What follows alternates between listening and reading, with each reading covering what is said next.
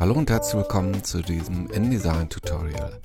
Ich möchte euch heute erklären, wie ihr mit Tastaturkürzeln so Text ganz grob und auf die Schnelle formatieren könnt.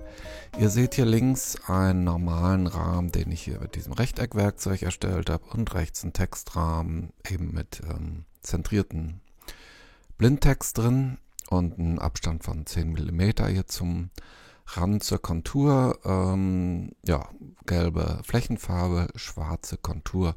Wenn ich beide mal markiere mit dem Auswahlwerkzeug, sehe ich das hier in meinem Formatierungsbereich genauso wie im Eigenschaftenfenster, wo mir das unter Fläche und Kontur eben die beiden Farben angezeigt werden. So, wenn ihr euch diesen Formatierungsbereich hier anguckt, seht ihr oben diesen Doppelpfeil. Der sagt einfach, ich tausche jetzt die Farbe von der Kontur mit der Fläche und andersrum. Das kann ich natürlich über den Klick hier auf diesen Doppelpfeil erledigen oder ich drücke Shift und X. Kontur und Flächenfarbe getauscht. Das kann ich auch mehrmals machen, um wieder eben in den Ausgangszustand zurückzukommen. Hier unten seht ihr diese Standardformatierung und ihr seht hier auch immer die Tastaturkürzel, die in InDesign eben hinterlegt sind, in diesem Fall D. Da gehe ich einfach mal drauf und dann werden eben beide Rahmen hier mit weiß bzw. mit keiner Flächenfarbe formatiert und die Kontur wird auf schwarz gesetzt. Das mache ich aber nochmal rückgängig.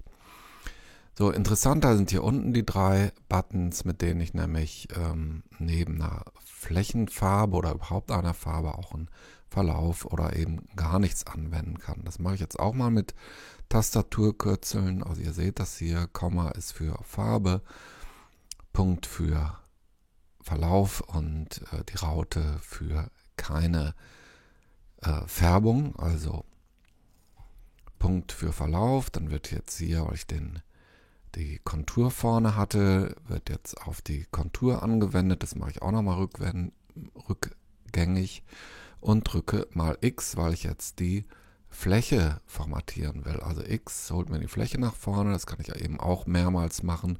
Da wird dann eben jeweils das hintere Objekt hier in dem Formatierungsbereich nach vorne geholt.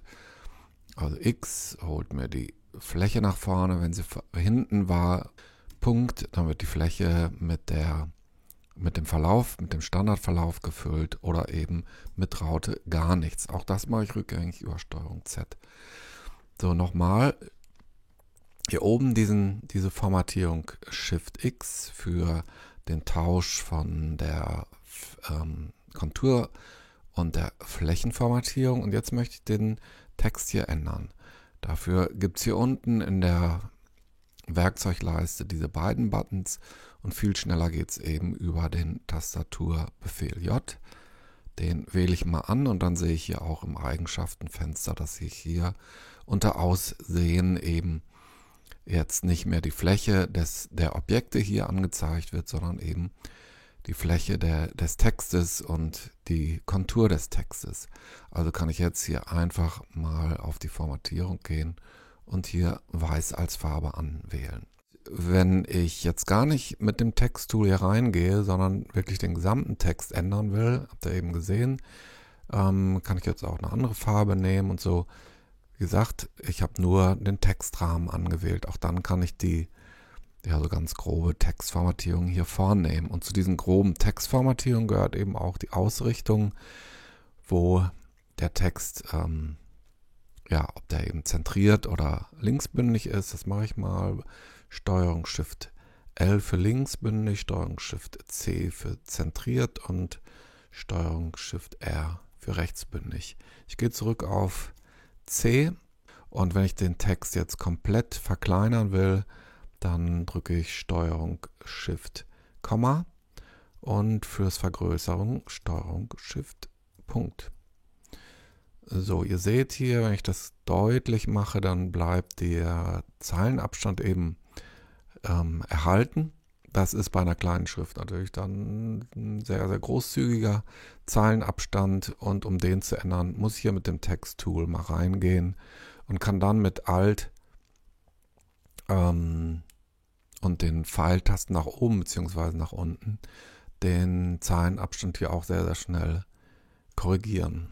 Wie immer hoffe ich, dass euch mein Video weiterhilft und dann lasst doch einfach auf YouTube den Daumen nach oben da, kommentiert oder was sehr, sehr super wäre natürlich, wenn ihr meinen Kanal abonniert.